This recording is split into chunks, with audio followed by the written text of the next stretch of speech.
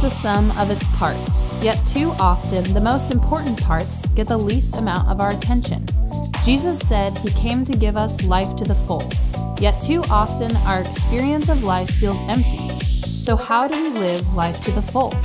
How do we win at the most important things? Does God's Word have anything practical to say about the stuff of life? You just might be surprised at how much it does. After all, God is the author of life. So welcome to a series about how to win at the most important things. Welcome to Life.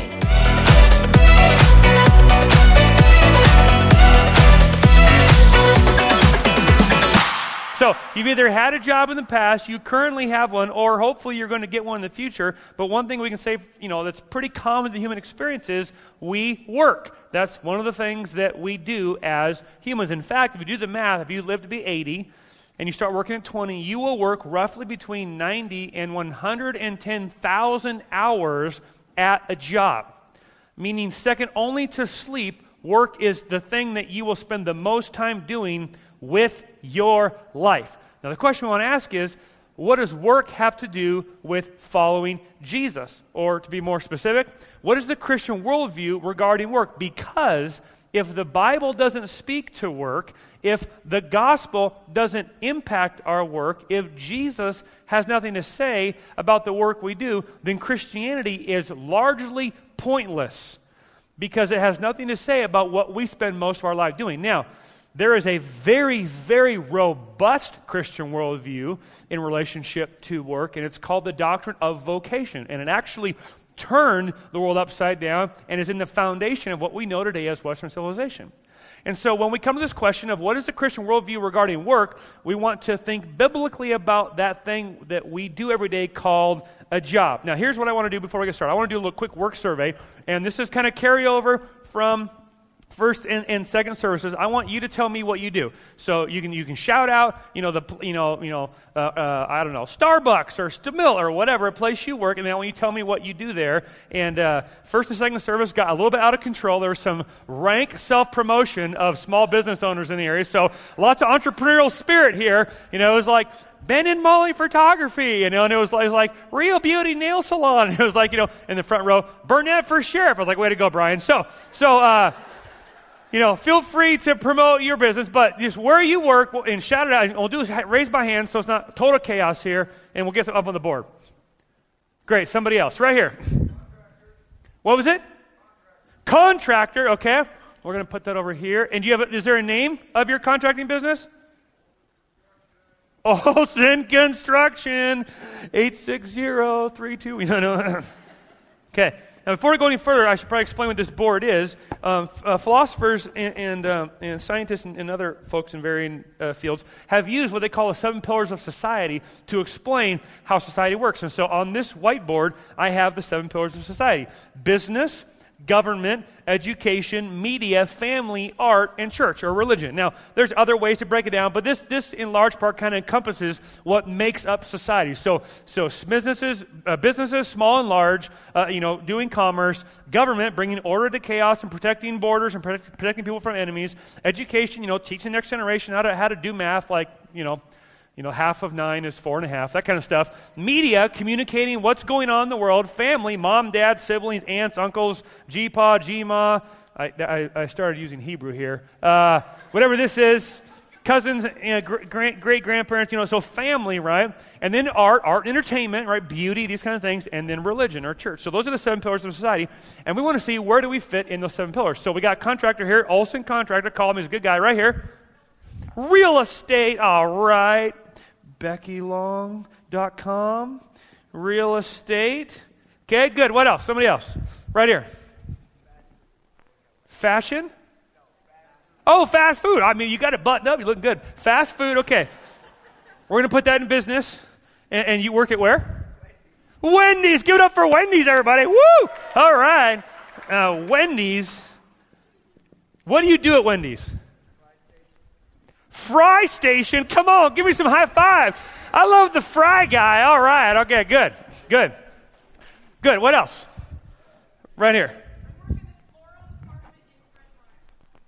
Okay, right. We got Fred Meyer Floral Department. You work with flowers? Are you called a florist? Technically. Oh, that's where you're working. You're okay, working? Okay, great. So flowers at Fred Meyer. Awesome. Good. Right behind you. What is it? A nanny. So is that like grandma nanny or like professional nanny? Professional, of course. Nanny. Good. We'll call that maybe a business in the family too. What else? Somebody else. Over here. Ultrasound. Okay, that would be business. We'll go. Do you work at Confluence? Okay. Ultrasound. Yes. I have a very warm place in my heart for ultrasound techs. We've had 2 techs who caught very, very important things to our kids that would have been bad if they had missed them. So thank you for what you do. Very, very important. Good. Somebody else. Right over here. Filing. Awesome. Very, very cool. That'll go under maybe education. We'll put WVC. Awesome. Good for you, girl. What else? I saw hands up here. Dave. I know. Thank you. I've been waiting. You're like our one token guy here. So radio. Dave. And what do you do there? What's your job called?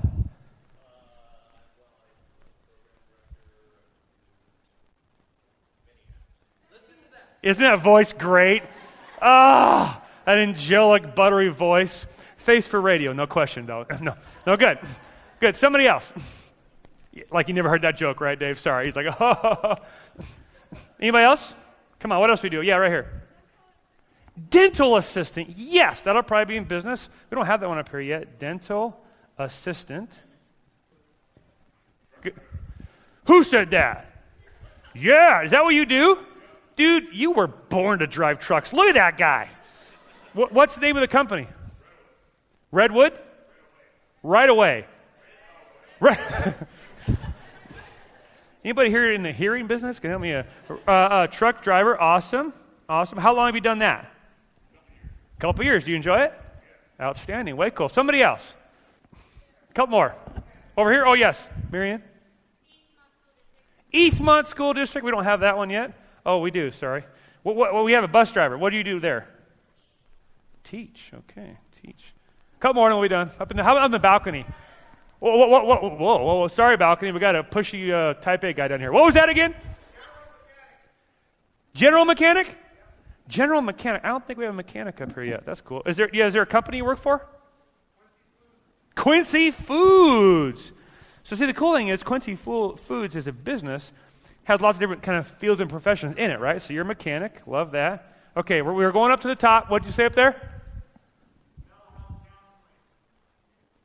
What? Oh. Identify yourself, man in the shadows. Okay. Counseling. Good. I might need some after this sermon. We'll see here. Counseling. Mental health counseling. Huge. That's awesome. Another one in the balcony.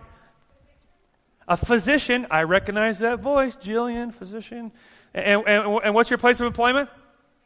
Ready Medi. Just a shameless plug there for Ready Medi. Physician. Yep. And a good one, too. Oh, one more in the balcony behind you there. I saw a couple hands.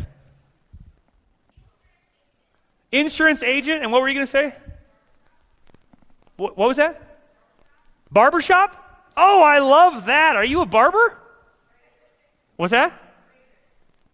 A what? You're a professional braider?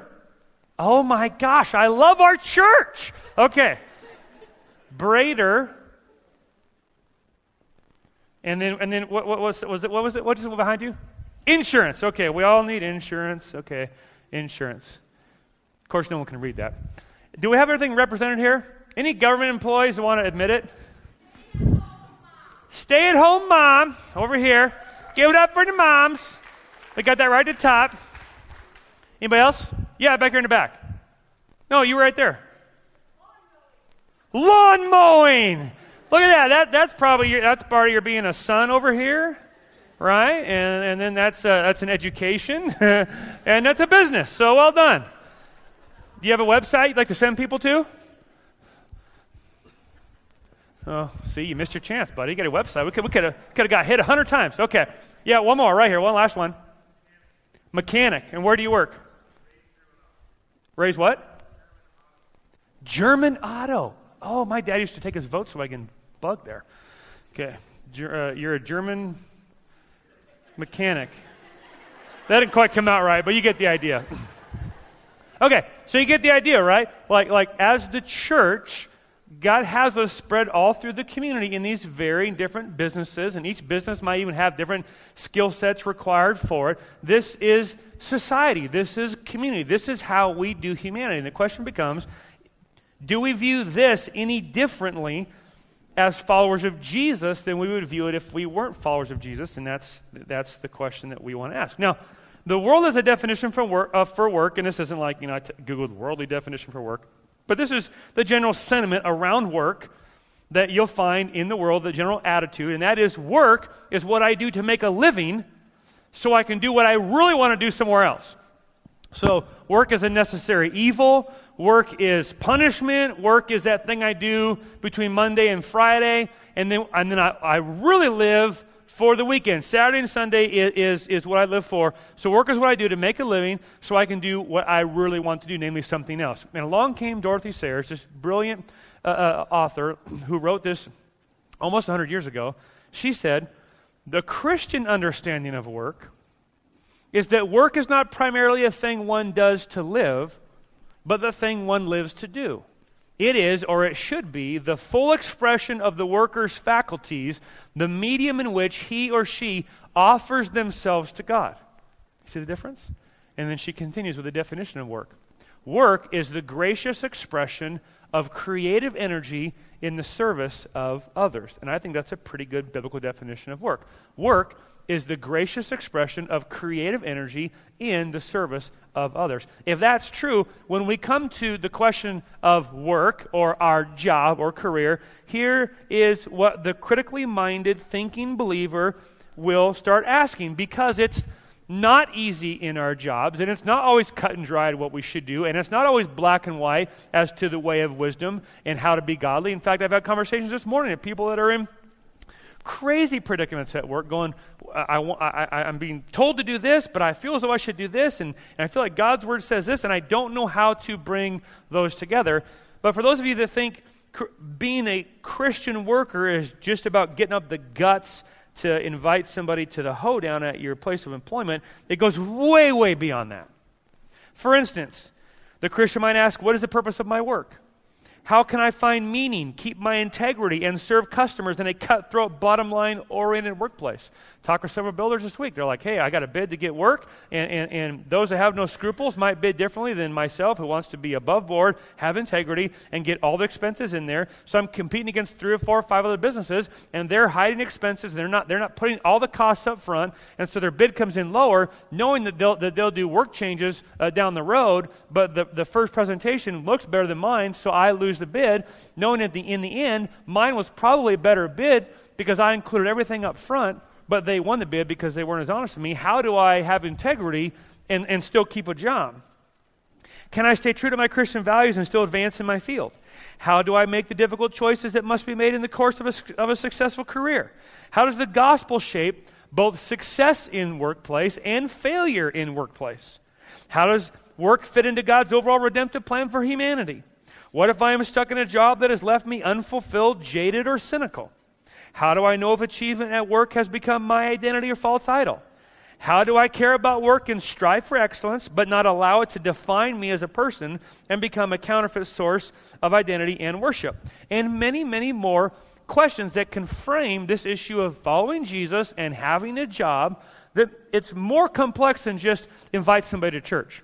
Yes, we should be evangelistic. Yes, we should be loving people and to bring them into the fold. But being a Christian at work goes way beyond that, as we will see. So what I want to do is I begin preparing for this message. I realized I could probably do 6, 7, 8 messages around this topic. So hopefully that'll be maybe a mini-series we can do down the road. But today I want to keep it, very basic, very fundamental, and just lay out a few pillars relating to biblical thought and truth and work to give us a framework to think from. So, 3 biblical principles of vocation. Number 1, work is fundamentally good. Probably the most foundational thing I could say about work is that the Bible teaches us that work is fundamentally good. You might think, well, you haven't been to my work. Are you kidding me? My work is headache. My work is pain. In fact, in one of the services I said, hey, write up here words that come to mind when you think of work. And a lot of them didn't jive with work being good. And so why am I saying that work is fundamentally good? I'm saying it because of this. Number one, God is a creative, powerful, industrious worker himself. In fact, one of the most profoundly instructive and yet missed truths of the Bible is that the very first verse of the very first chapter, the very first book of the Bible gives us a profound picture of God as worker. Check out Genesis chapter 1, verse 1. In the beginning, God created the heavens and the earth. The very first chapter, the very first book gives us a picture of God as worker. And then he creates the rest of the world in chapter 1 and chapter 2, then sums up what we've just seen. And it says, thus the heavens and the earth were completed in all their vast array. By the seventh day, God had finished the work he had been doing. So on the seventh day, he rested from all his work. Then God blessed the seventh day and made it holy, because on it he rested from all the work of creating that he had done. Which means God is couching his act of creating as work. God infuses work with intrinsic dignity, worth, and value by being a worker himself. Number two, we were made in God's image to work with him and for him. Not only is God a worker, he made us in his image. This is the doctrine of the Imago Dei, and if you're unfamiliar with it, let me explain it quickly. We were not made from a vacuum. We were not made, we're not an accidental burp of the galaxy. We were made by a creator, for a creator. We were made from something, for something, and we see this imaged in parents and kids, right? The two become one, and out comes another human being, which is crazy. And one of the most craziest things about kids is that when you look at kids, have you ever seen like a kid's face is like the combining of this 3D image of a mom and a dad's face, and every once in a while you'll see like, that's the mom, and that's the dad. It's like this mind-blowing combination of two people who have become one, and then that oneness is expressed tangibly in another human being. It's mind-boggling. That's an echo, and that's an expression of the Imago Dei, being made in the image of something. Imago, image, Dei, God. Imago Dei, we're made in the image of God, which means we were not an accident of the galaxy. We were made from God. And here's how we see that working itself out in Genesis chapter 1, verse 23. Then God said, let us make mankind in our image, in our likeness, so that they may rule over the fish in the sea and the birds in the sky, over the livestock and all the wild animals, and over all the creatures that move along the ground. God has created a business, and now he's bringing humans to come in and manage it and run it. He's like, I've made these things, now you come work it. He continues, so God created mankind in his own image. In the image of God, he created them. Male and female, he created them. God blessed them and said to them, be fruitful, that takes work, and increase in number, that takes work. If you're a parent, you can say amen. Fill the earth and subdue it, that takes work. He's saying, take what I've given you here in the garden and now spread this expression of my goodness to the ends of the earth, through industry, through business, through work. Rule over the fish in the sea and the birds in the sky and over every living creature that moves on the ground. God is not only a worker himself, he created us in his image to work. And he invites us to work with him and for him in creation. That's what this stuff is. This stuff is ruling and reigning over created order. The intention of these jobs is to bring chaos or order to where there's chaos, to bring blessing to where there was no blessing before. This is how we do humanity. It's how we do life. It's how we do community. And there's profound implications for this economically that I don't have time to go into. But the fact of the matter is, you couldn't do life on your own. You need other people. You need transportation. You need food. You need shelter. You need all these things that left on your own would be very, very hard to provide. Economy is how we exercise the creative genius God's given to every one of us in a unique way in the service of other people. Number 3, work is an essential experience of paradise. And this is very important to note. That though the fall happened, and we'll see that in a moment, sin took place, Adam and Eve disobeyed God, they ran not to him but from him. They, as a tangible expression of their lack of faith, they disobeyed him. And in doing so, a curse is put on creation. However, what's important to note is that work is not a result of the curse. Work existed before the curse, which means work was a part of God's good and gracious design for paradise. Meaning, in God's understanding, you couldn't enjoy paradise without work. Part and parcel, built into the very fabric of paradise itself, was work. The Lord God took the man and put him in the Garden of Eden to work it and take care of it, and God called it good.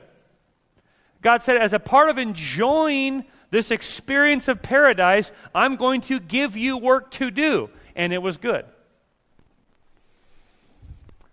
Fourthly, work is good because work is an indispensable component of a meaningful human life. You cannot have a deeply meaningful, purposeful, satisfying life apart from work. You just can't.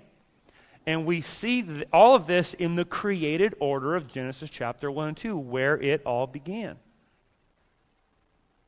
Think of it. How many days did it say that God worked? How many? 6. How many days did it say that God rested? 1. That ratio is very important to understand. What's he saying? He's saying that in order for your life to be God-like and enjoyable and significant, there must be a ratio of more work than play. What? Because most people are like, no, I want to play. I would submit that people who live to play are working in a job, not a calling. And when you disconnect the vocation, the doctrine of vocation, from the work you're doing, then you'll seek to escape it in play. And interesting to note, God designed the world, and things that we can take in large portions probably tells us that it's good for us. And we can take a lot of work. 90 to 110,000 hours of work that you and I will do over a lifetime. And while it will eventually run us into the ground, it's also something we find great satisfaction and enjoyment from. Interesting to note as well, giving away the punchline for next week's sermon, God's rest and play was directly connected to his work in that he didn't, play for 6 days and work on one because he had to. He didn't split the difference and play 3.5 days and work 3.5 days. See, I can't do math. He worked for 6 days, and then he rested on one day, and resting on the day of the Sabbath, part and parcel of the rest, was reflecting on and enjoying the fruits of his labor. Which means even God's rest and play was not disconnected from his work. In fact, what made God's rest and play enjoyable was that he could reflect on his work. Which means work is an indispensable component of living a meaningful life. You go to retirement homes, you go to hospitals, and you talk to folks either because of disease or sickness or age, are not able to work anymore, and you will find people oftentimes expressing this sentiment. I'm just so frustrated. I want to work. I want to do something. I want to contribute to something. I want to build something. I just can't watch another episode of whatever. I'm just not. Because we were not made just to play. Heaven will not be one long weekend. Heaven's going to be a place where we can work because we were made to work, because work is fundamentally good. Now, the next thing to say about work is that while work is fundamentally good, work is currently hard. Isn't it? How many of you, if I ask you to raise your hand, which I won't because I don't want to make anybody jealous here, how many of you would say, my job is so easy, nothing hard, always goes as planned, always goes as it should be, there's never one challenge I face ever?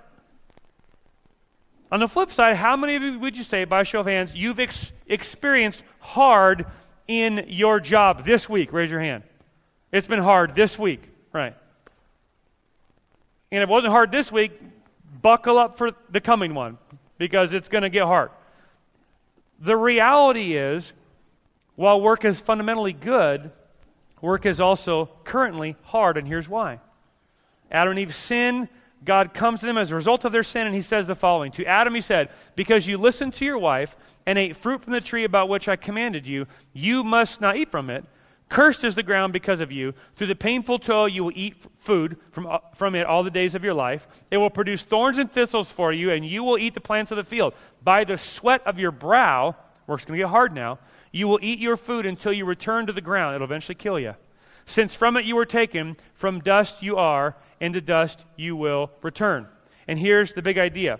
Work is not a result of the curse.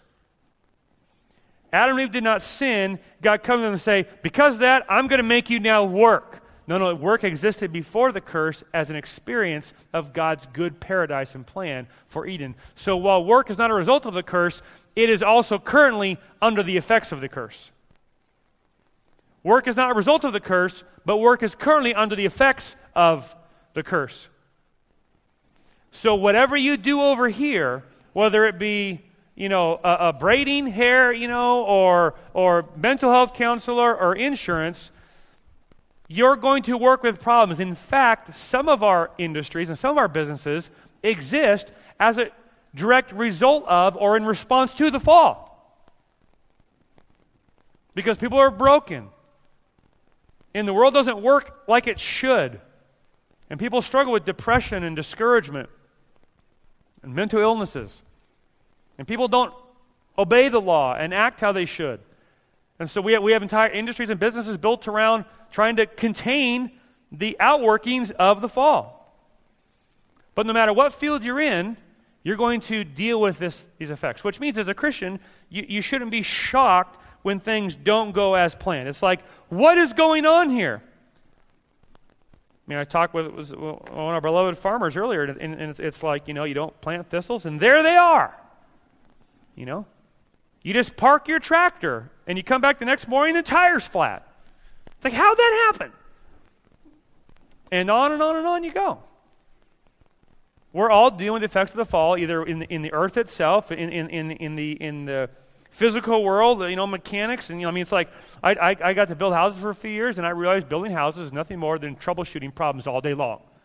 Because they don't send the right lumber, or the right guys don't show up, or you cut a board too short and got to get your board extender out, or whatever it is. Like, stuff's always going wrong, and you're just troubleshooting all day long because we're working under the effects of the fall, which is why work is hard. So work is fundamentally good. Work is currently hard. Thirdly, work is redeemable. Work is redeemable. I say that because in the picture of the new heavens and the new earth, in the new creation that the Revelator John gives us in Revelation chapter 22, has a picture of work redeemed. We read as follows in Revelation chapter 22. Then the angel showed me the river of the water of life, as clear as crystal, flowing from the throne of God and of the Lamb, down the middle of the great street of the city. The city, right? Commerce, community, economy happens in the city. On each side of the river stood the tree of life, bearing 12 crops of fruit, yielding its fruit every month. Someone's got to take care of the crops getting yielded, right? And the leaves of the tree are for the healing of the nations. No longer will there be any, what's the word? Curse. Heaven is not this ethereal experience where we float around on clouds wearing togas, strumming harps. Kill me now. Like, I'll try. Hell, it can't be any worse than that. It's like that. That's not heaven. Heaven is this very tangible experience where God is restoring to earth what he intended for earth to be when he created earth in the beginning. Heaven, the new heavens and the new earth will be God taking what he had in Eden, and he's been expanding through the church, and he will come back as the ruler and reigner over all, where he will forever establish his kingdom on the earth, and it will be a place where we will work unhindered. The curse will be removed, and the things that we do, we will experience in the fullness of their intended potential. There will no longer be any curse. The throne of God and of the Lamb will be in the city, and his servants will serve him. So work is fundamentally good because God made it as an expression of his image and his character to be enjoyed and experienced in the garden as a part of paradise. Work is currently broken, which makes it hard because of the fall. Our own sin, or just stuff doesn't go like it should. But thirdly, work is redeemable. and that one day we will work without the effects of the fall, and that will be a glorious day. The question becomes, do I have to wait until eternity to experience any measure of redeemed work? And of course the answer is no. Because God began the redemption process when he sent his son Jesus, the greatest worker to walk the planet, to earth 2,000 years ago. Jesus said, my Father and I are always working. We got work to do. He came down here to do the greatest work of redemption. So yeah, work is good because of creation. Work is hard because of the fall. Work is being redeemed because of the redemption of Jesus Christ. And in so doing, he inaugurated his kingdom. But his kingdom is not yet fully come. So when he comes a second time, he will then establish the final rule and reign of his kingdom when he consummates the kingdom and establishes it forever. Until then, we live in the tension of the now kingdom, but not fully yet kingdom. So there's echoes of God's kingdom coming, but it's not yet fully here in its full and glorious brilliance, which means we live in tension, which means we'll experience work sometimes as good and glorious and fulfilling and wonderful and satisfying and productive, and sometimes we'll experience work as hard and discouraging and depressing and frustrating and challenging and stressful and burdensome. But there will be a day when that list goes away, and work will only be as God intended it to be. And so the redemption that we experience through salvation in Jesus Christ is the same redemption we experience at work. It's happened, it's done, meaning when I come to Jesus, I'm saved. I'm saved. It's a fixed issue. I cannot get lost. He has me. I'm his own. I have nothing more to add to my salvation. I am saved. But I am not yet fully saved in the sense yet that I still sin. I still make mistakes. When somebody rubs me the wrong way or says something mean, I can be defensive. I can respond in my flesh. I'm not yet fully saved. And when I eat my wife's homemade bread, I get fat. It's like I'm still wrestling with the fall, you know? It's like I will eat bread one day and it not have the cursed effect that it's having on my 39-year-old body right now. I'm going to have to change my relationship with carbs, I realize, or I will meet the grave sooner, but one day I will eat bread and I will thrive. That's coming. I hope in that in Jesus' name. Until then, I got this thing going on. So, just like our salvation is finished, but also not fully finished, so too is work. It has been redeemed, but it's not yet fully redeemed. So the question becomes, how can I experience redeemed work now, and how can I be about bringing God's active, ongoing redemption to my work? I'm glad you asked. Two things for you to do. How can I redeem work? Number one, quit your job. Yay! I love my pastor. Quit your job. And I mean quite literally, quit your job. The Apostle Paul, when writing to New Testament believers in 1 Corinthians, was answering lots of questions. And he was planting churches, and people were hearing the gospel, getting saved. And one of the questions people asked was, how does Christianity change my sexual ethic? Can I just sleep with as many men or women as I want? How do I deal with food that have been sacrificed to idols? Can I sue, a guy for if he's done wrong to me? And all these questions about, the ethics of Christianity. And one of the questions was, do we have to change vocation? Now that I'm a Christian, do I need to get like a Christian job? And here was Paul's answer to those young believers in 1 Corinthians chapter 7, verse 17. Nevertheless, each person should live as a believer in whatever situation the Lord has, what's this word? Assigned to them, just as God has called them. This is the rule I lay down in all the churches. Interesting to note, two words to focus on, assigned and called. This word called is the same word that Paul uses when he talks about our calling into salvation. And Paul's saying, just as you were called into salvation, you've been called to work. Paul's answer to them when they ask, now that we're Christians, should we change our job? He says, unless your job is robbing banks, absolutely not. Because you are there on assignment. God has called you there, whether you're an artist, a plumber or a mechanic or some combination of the three, that is an assignment from God and a holy calling, meaning you don't just go to a job tomorrow. That's just a job. It's just a job. It's not just a job. If you're a follower of Jesus, it's a holy calling. It's an assignment from God. Not just to be there as a means to an end. Oh, there's people there I can invite to church, but as an end in of itself in how you do it. So the first way or action step for you to redeem work is to stop going to just a job and view it, whether you're a dump truck driver, or a garbage collector, or whatever, a school teacher. You are there on assignment from God. And if you were to ask God, should I change jobs now that I'm a Christian? He would say, absolutely not. I've assigned you there, and I've called you there. In fact, the Latin phrase for vocation is calling, to be called. The doctrinal vocation that was at the heart of the Reformation, that provided the foundation for Western civilization, was what? Doctrinal vocation, work, calling. What you do, do it with all of your might as unto the Lord. So the first step to bringing redemption to the workplace is to quit your job and step into a calling. Dorothy Sayers, who's so helpful in this area of vocation, wrote this almost 100 years ago. The church's approach to an intelligent carpenter is usually confined to exhorting him to not be drunk and disorderly in his leisure hours and to come to church on Sundays. What the church should be telling him is this, that the very first demand that his religion makes upon him is that he should make good tables. Isn't that awesome?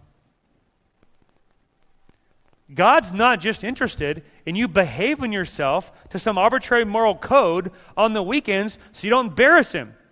God's call in your life is much higher than that. That you would step into whatever vocation he has for you as an assignment from God, being his agent of redemption in the world, slowly, bit by bit, as you live there with integrity and walk in his spirit and bring the aroma of Christ there, you're spreading his kingdom through the earth.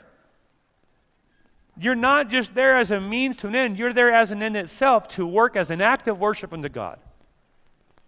Second thing to do if you want to bring redemption to workplace is you need to fire your boss. Now, if you got a good boss, you're like, man, do I have to? Yes, you do. If you got a bad boss, you're like, yes. And if you work for yourself, you're like, dang. Here's what I mean. If you work a job to appease a boss to make a living so you have time to do what you'd rather be doing, you are simply so far outside the Bible's instruction of vocation as to find no meaning or purpose in your work. But if you quit your job so that you see what you do as an assignment from God and as a calling from God, and then if you fire your boss and get a better boss, all of a sudden vocation is filled with meaning. Here's what I mean. Here's what Paul said in Colossians chapter 3.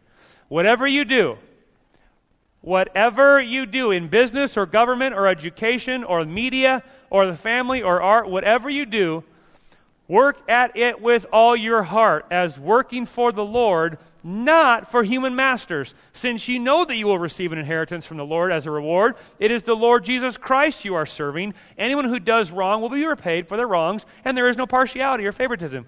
Paul's saying, look, if you're getting a bad deal at work, that's okay. I'll reward you in heaven. But remember, you don't work for them. You work for me. Which means you don't ultimately work for the man or the woman. You work for the king. How would it change how you view your work if you saw it as a holy calling and assignment from God that you do with all of your might unto him as the king? Because, see, anyone over you in authority is ultimately under God as the ultimate authority. You're not just working the job for the man. You're there on assignment from God working for him. Work was his idea. You might think, well, you don't know my job. My job is hard. I get that. If your boss is telling you to break the law, well, that's another problem then, because you have allegiance to a higher king. But interesting to note, the verse that sets this instruction in context is found in chapter 3, verse 22, and I did not read it, where Paul says, slaves, obey your masters in everything, and do it not only when their eyes are on you and to curry their favor, but with sincerity of heart and reverence for the Lord. Whatever you do, work out with all your heart, not as unto men, but unto God. Have you ever thought of God ultimately being your boss when you braid hair or when you drive trucks? That's one of the means of grace by which God is blessing, loving, serving humanity. God is, in fact, answering some prayers through your work. Luther said it's the milkmaid who milks the cow, but it is God who ultimately moves the milkmaid to milk the cow. God provides for your needs through the vocation of the milkmaid. Father, give us our daily bread. And he answers that with 60 vocations that it takes to put bread on your table. Not only the farmer, right?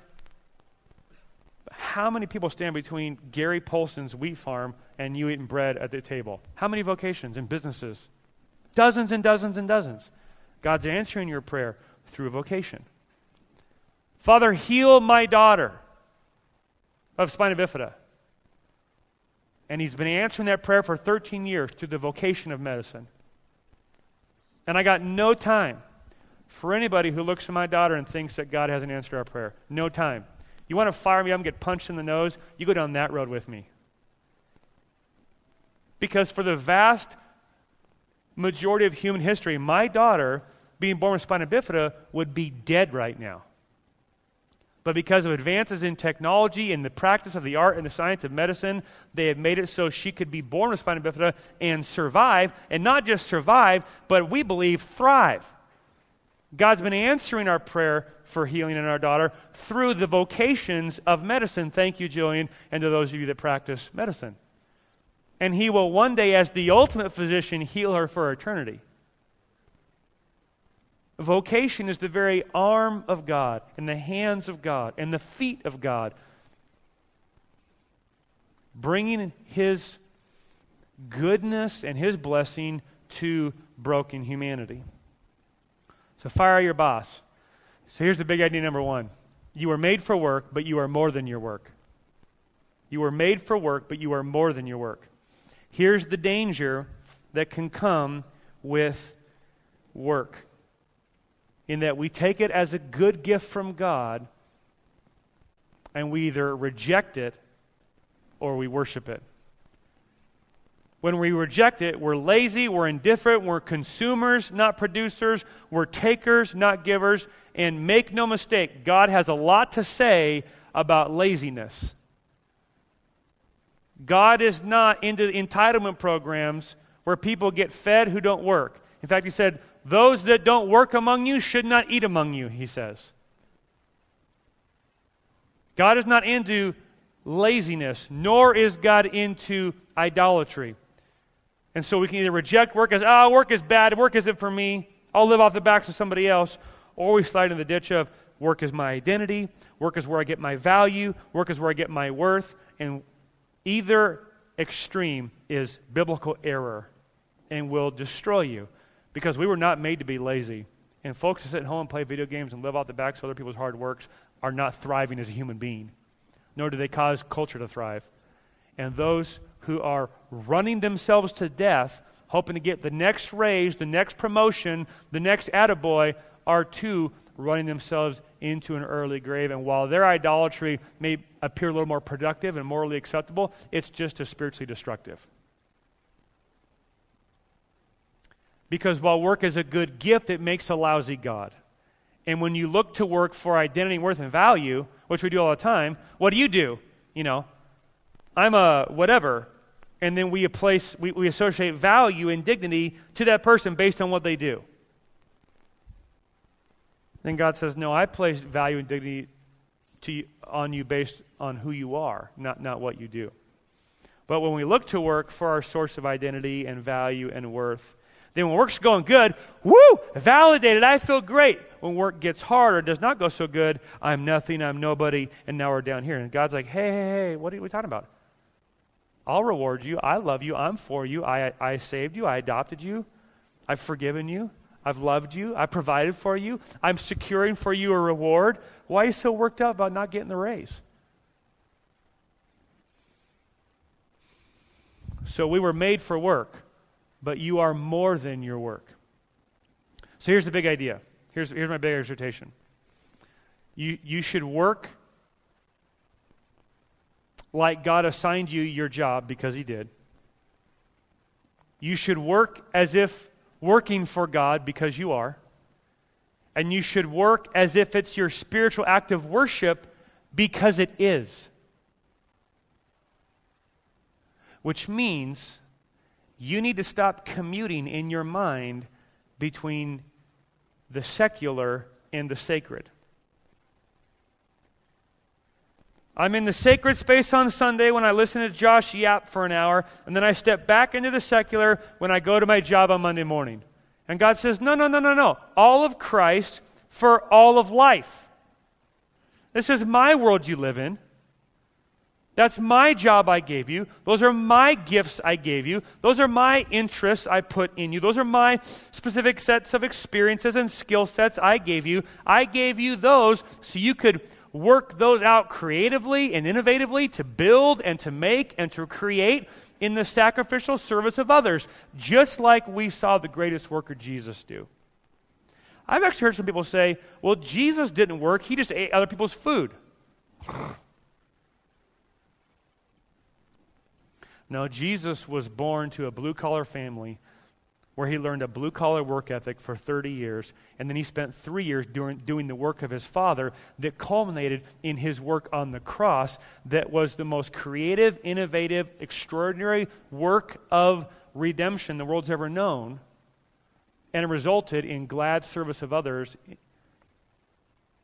in saving them from their sin. The greatest worker to walk the planet was Jesus Christ, who started redemption so that our work could be redeemed, so that you could go to a job that's not just a filler, but a calling, so that you could work for him as his son or daughter, not just his slave.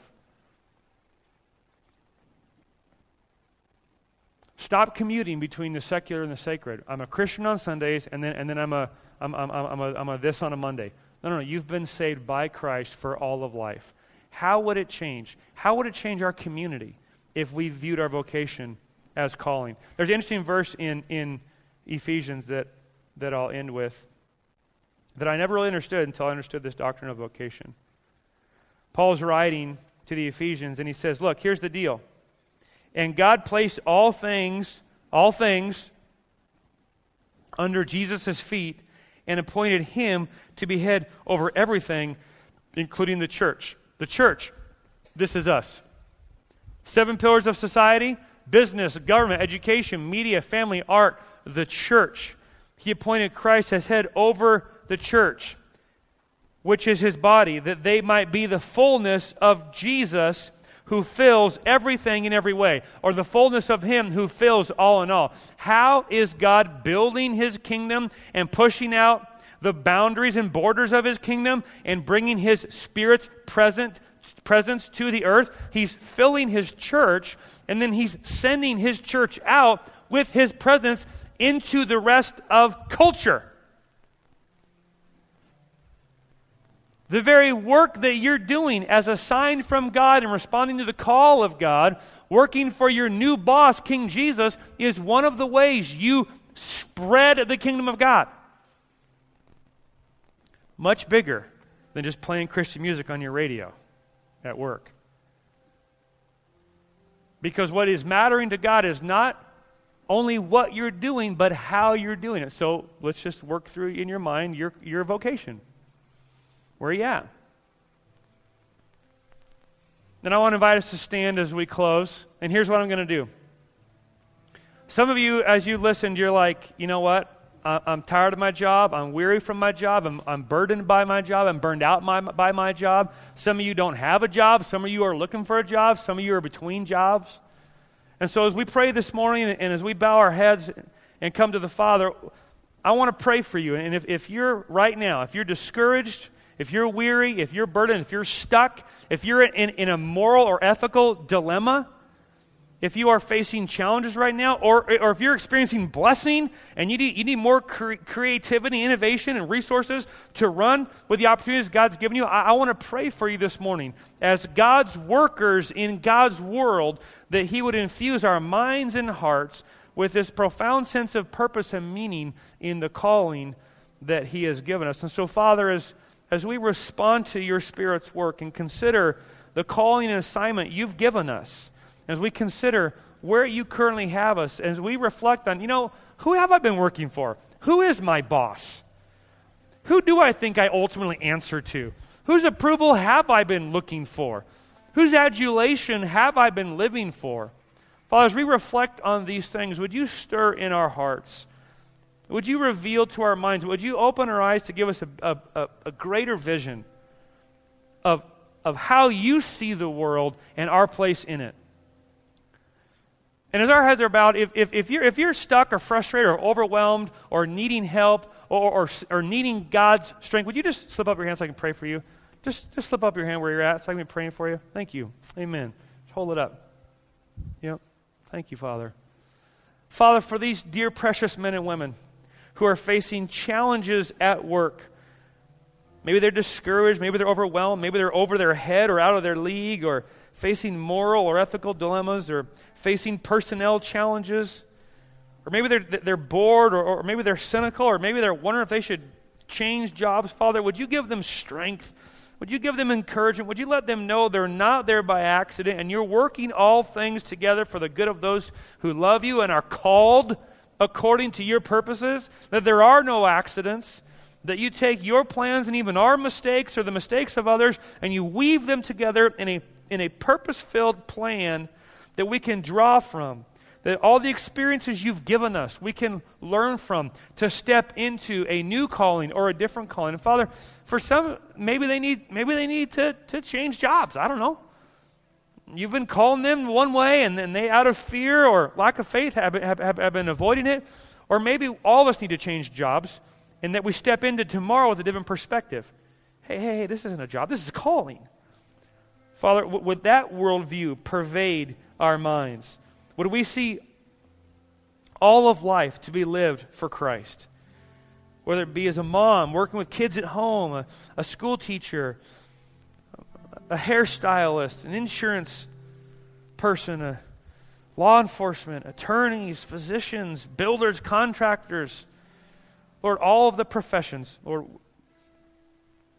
would Grace City Church, filled with your Spirit, be the kind of church that is increasingly filling all in all, the marketplace, the world, with your presence as we go there, carrying your presence, working for your approval, showing up, not hoping our work defines us, but showing up having been defined by the work of Jesus, so we're now free at our place of work to love people and serve people, not use people for something they could never give us, that we've already received freely in Jesus. So, Father, would you encourage Grace City Church and these dear, precious people here? Would you encourage them with this truth, that where you are at, I have called and assigned you. And where you are at, though your boss may not know you or give you credit or treat you fairly, I am keeping track and preparing for you a reward that you could never compare to another. And so would you encourage us in this doctrine of vocation as we consider what it means to be a follower of Jesus in the place that you have us, so that we might more passionately and profoundly and accurately and gloriously represent Jesus to the watching world you've sent us to.